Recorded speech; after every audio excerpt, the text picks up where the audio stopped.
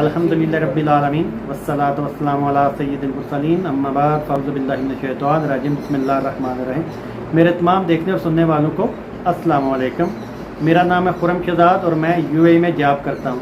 आज ये मेरी तीसरी वीडियो है। इससे पहले दो वीडियोज़ में मैंने आपको बताया था कि यूएई में आने के लिए सिक्योरिटी गार्ड आपको क्या क्या रिक्वायरमेंट्स चाहिए होती हैं, इसके अलावा आप कैसे अप्लाई कर सकते हैं। दूसरी वीडियो में मैंने आपको बताया था कि टेस्ट और इंटरव्यू आप कैसे क्लियर कर सकते हैं। तो आज इंशाल्लाह ताला उससे नेक्स्ट प्रोसेस जो होता है वो मैं आपको बताऊंगा, ताकि आपके लिए आसानी हो, आप उस प्रोसेस से बड़ी आसानी के साथ क्लियर हो जाएं।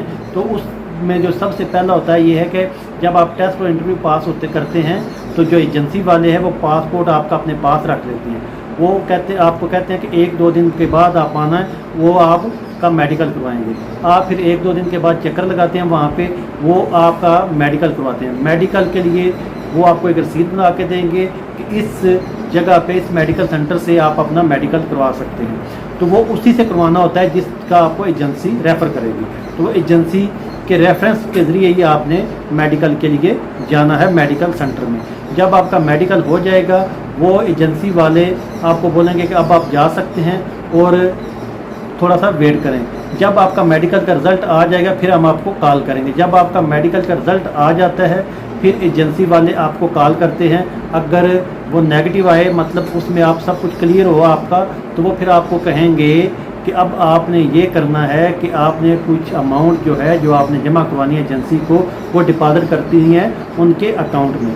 जब वो अमाउंट एक ख़ास डिपॉजिट करा देंगे उनके अकाउंट में, उसके बाद एजेंसी आपके डॉक्यूमेंट्स जो हैं वो यूएई में जो कंपनी है जिसमें आपका वीज़ा आना होता है उसको सेंड कर देते हैं। आपका मेडिकल भी, इसके अलावा आपकी संद की जो फ़ोटो कापी है वो भी, इसके अलावा आपके पासपोर्ट को भी स्कैन करके वो यूएई में भेज देते हैं। उसके बाद आपका वीज़ा प्रोसेस स्टार्ट हो जाता है। लेकिन उससे पहले आपको जो अमाउंट है वो डिपॉजिट कराना लाजम होता है, उसके बगैर वो आपका वीज़ा प्रोसेस नहीं करेंगे।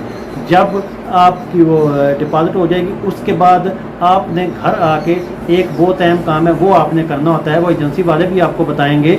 वो ये है कि आपने अपनी मैट्रिक या एफए या बीए जो भी आपकी संद है जो लास्ट वाली है, मिसाल के तौर पे अगर आपकी एफए की अगर आपने एफए किया हुआ है तो एफए की संद, और अगर आपने बीए किया हुआ है तो बीए की जो डिग्री है वो अटेस्टेशन करवाना आपके लिए लाजम होगा। वो करवा लें, वो ज़ाया नहीं होगी।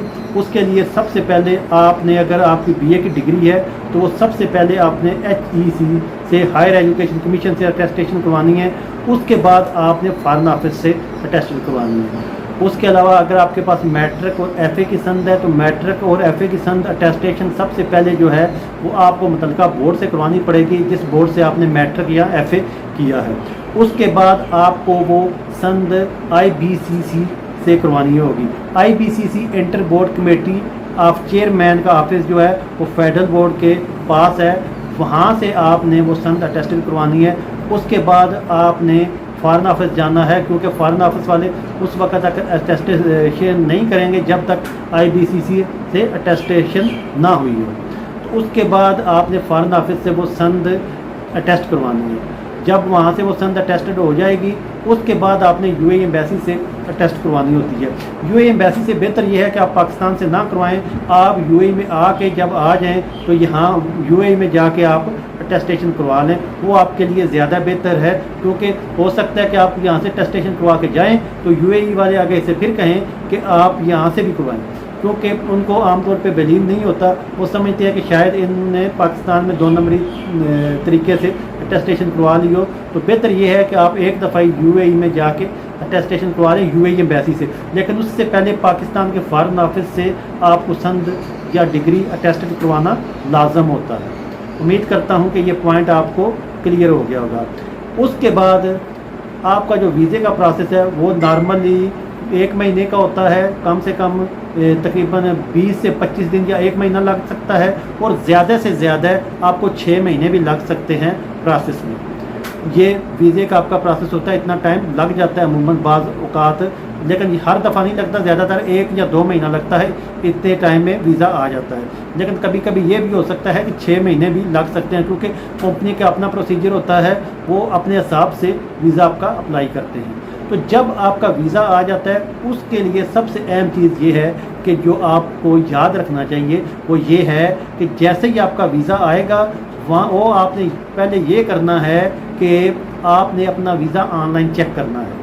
وہ ایجنسی والے آپ کو ویزے کی کاپی دیں گے.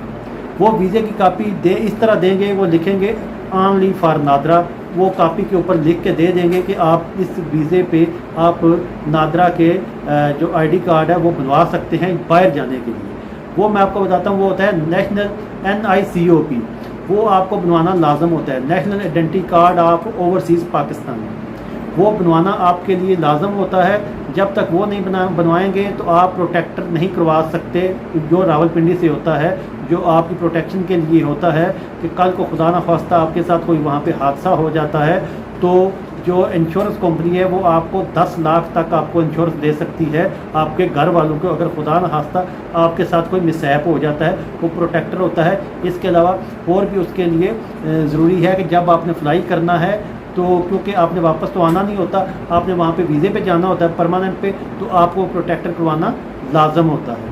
امید کرتا ہوں کہ یہ پوائنٹ کلیئر ہو گیا ہوگا. تو یہ وہ پروٹیکٹر کروانے کے لیے آپ کو NICOP national identity card of overseas Pakistani وہ آپ کو بنوانا پڑے گا. امید کرتا ہوں کہ یہ پوائنٹ آپ کو کلیئر ہو گیا ہوگا. وہ آپ کروا کے دیں گے ایجنسی والے کو, ایجنسی والے آگے آپ کا پروٹیکٹر کروائیں گے. امید کرتا ہوں کہ یہ ساری چیزیں آپ کو کلیئر ہو گئی ہوں گی. جب آپ کا پروٹیکٹر ہو جائے گا اس کے بعد وہ پروٹیکٹر آپ کا پاسپورٹ آپ کا آئے گا ایجنسی کے پاس. ایجنسی والے آپ کا جو ایئر لائن سے آپ کا ٹکٹ کروائیں گے. ٹکٹ کروانے کے بعد آپ وہاں پہ جا سکتے ہیں ایزیلی, پھر آپ کو کوئی پرابلم نہیں ہوگی.